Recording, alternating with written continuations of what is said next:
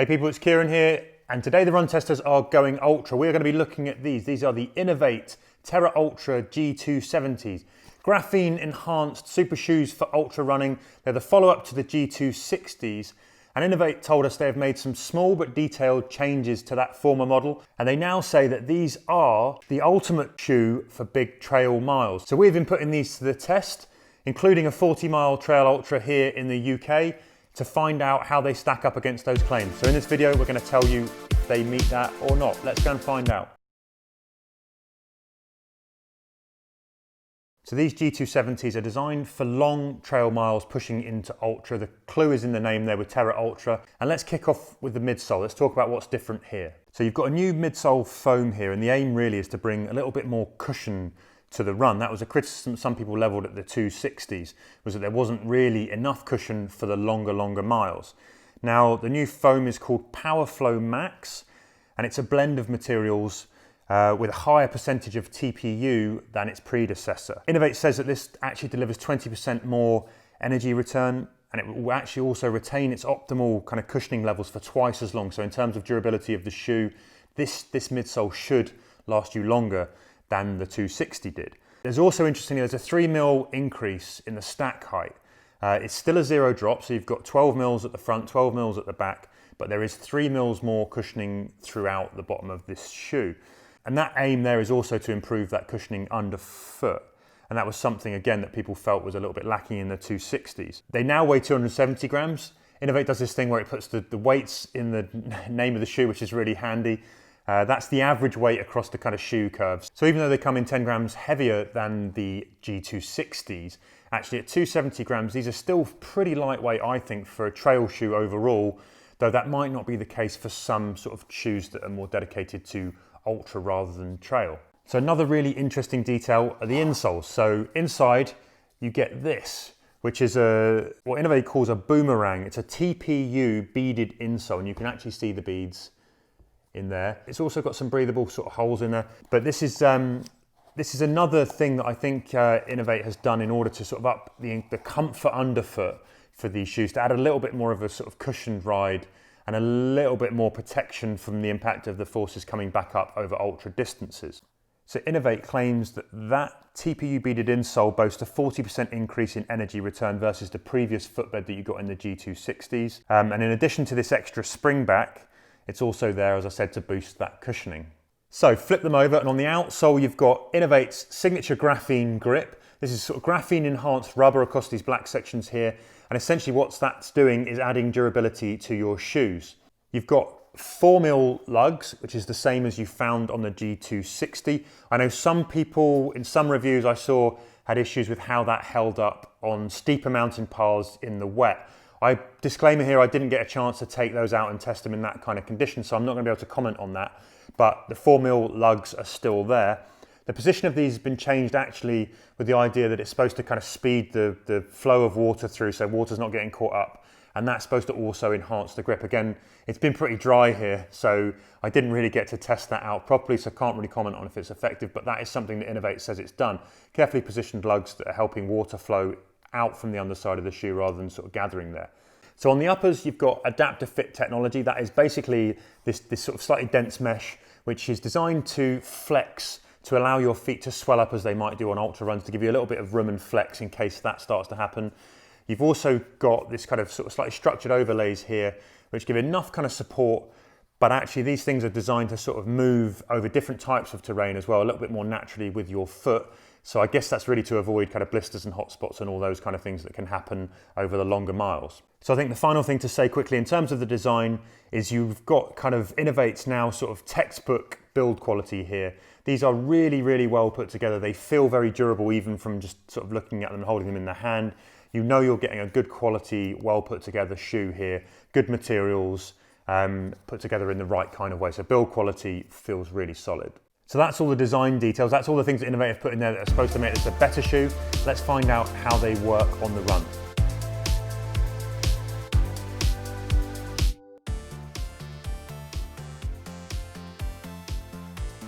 So, going to test these new INOV-8 Terraultra 270s, G270s. Going to give them a proper test by taking them out and running 37 kilometres in them on an FKT attempt on the Avon Valley Pass, see how they get on. Let's give it a crack. Brand new shoes out the box. If they can survive this and the feet will work, then they are going to be pretty good.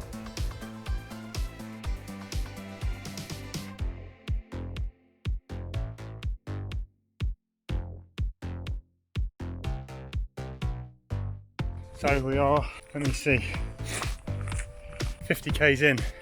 Yeah, I mean, fresh out of the box on this morning is not the ideal way to test a pair of shoes, really, on a big long ultra. And I have to say my legs have felt it with these bad boys. I'm feeling a little bit in the calves and they're not as forgiving as some of the shoes that I've been wearing more recently. But actually comfy uppers, good lockdown on the foot. You know, my feet felt well secured and not sliding. I think it's maybe just because these are basically zero drop shoes that I'm not used to wearing for the last sort of 6-8 months. I've been training in sort of 10-12 mil drops, so my legs are clearly going to suffer with that. They're just a different run. So yeah, I think it's been a really interesting test, and yeah, I'll get back to the studio for some more thoughts on how I found these after I finished doing this last 10 k's of this run. So let's talk about fit. INOV-8 actually has a scale for fit, 1 to 5, 5 being the widest, 1 the narrowest. These come up as a 5 on the fit scale, so they're supposed to be a wide shoe. I found that was true. I ran in an 8.5, which is my size in the UK, and they came up really nicely true to size. So I found the uppers were excellent. I found them really comfortable. They were structured and supporting without being restricting and kind of too overbearing. They're secure lockdown where you need it, and they're supported by a lacing system here that is really unfussy and simple and effective. They did have circular laces in the G260s. That's gone now. They've just got normal regular flat laces, and I really like that. So I'm a little bit obsessed with toe boxes and how wide they are. And one of the reasons that is I've got my little pinky sits under its kind of neighbour like this. And so if I run ultras over long distances, this one gets squished. And in many races in tighter shoes, I've dehooded my little toe and it becomes a big problem for me deep into races. None of that with the INOV-8 Terraultra G270s. Plenty of room here over the 40 miles that I ran. Plenty of rooms for my toes to splay and do what they want. And there was no kind of, no neighbourly disputes between those pinky toes. So that was really nice. And I also got 0 blisters, pinch points, hot spots running in these in a pretty much out the box 35 miler. So, you know, you wouldn't normally do that with a new pair of shoes, but put them on, went and ran in them, no problems at all. Though there is a big disclaimer here, and that is that I didn't get to use these on any kind of steep technical mountain paths. So maybe I haven't had the chance to put them to the test when I'm sort of slamming down a really big steep mountainside. That's basically one of the things about living in London. So that is a big disclaimer. I can't tell you whether or not that's going to happen in terms of the fit on those slightly more challenging descents. But on the runs that I did, there wasn't any slippage or movement in the shoe. My foot held firm and in place, and yeah, that was great. They're not INOV-8's lightest shoe, that is the Trail Talon 235, but I personally think for a trail shoe, they do feel pretty light on the foot, which I really like. Now, I pretty much pulled these straight out of the box and ran around 35-40 miles in them, and I felt the uppers felt great on that run, no problems at all. Really comfortable, really good kind of security and lockdown, and good solid fit, reliable in that sense. And in terms of the uppers, they sort of disappeared on my foot from the off, and even, you know, pretty much fresh out of the box, that is always a good sign. So the additional midsole cushioning and stack height is noticeable, as well as those insoles. It is noticeable compared to the 260s, but you are still going to get a very firm run here, which to me, it feels very familiar from other INOV-8s that I've run in, but that is something to be aware of. You're still getting a firmer run than you might get from something like a sort of higher stacked, higher cushioned Hoka, for example. So even though these are designed to go ultra on the trails, I do think that sort of lower stack height and that reduced kind of cushioning here and the firmness of run that you get underfoot will be an issue for some people who are used to a little bit more protection. I think the other thing to say that's really important also is that zero drop. I noticed that. Now there's another big disclaimer here, which is that in recent months, I've mainly been training and running in shoes that have something like a 10 mil drop. So going from a 10 mil to a zero drop, first time running 40 miles, you're gonna feel a difference, okay? I found that I was taking strain on my calves, and there were some grumbles coming from the sort of lower legs earlier on in my run than I would have really expected to happen based on my level of fitness. I did another 40-mile ultra, 45-mile ultra actually, a few months back wearing some Hoka Torrents. Yeah, they have a 5mm drop and a 23mm stack height, and I didn't find any of those issues. They were a lot more forgiving over a very similar terrain.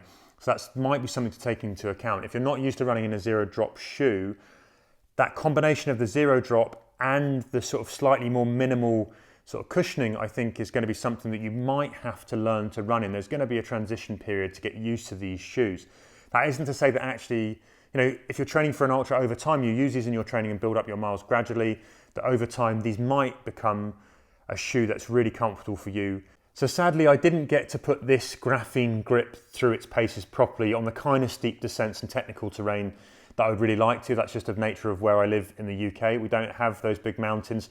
So actually, I think there'll be guys around here on YouTube who are going to test this out in better places like the Colorado mountains, and they'll give you better feedback on whether or not this graphene grip really holds up to those kind of more steep technical descents and the terrain on ultras that might be a little bit more challenging than I've been able to put these through. So on the flip of that, actually, when it comes to this grip, the run that I did was a mix between sort of compacted trails and tarmac, and this grip didn't become overbearing when you hit the tarmac section. So if you're going to be running on an ultra that carries that kind of mix of terrain, then I think these did a good sort of admirable job at being okay on sort of both types of terrain.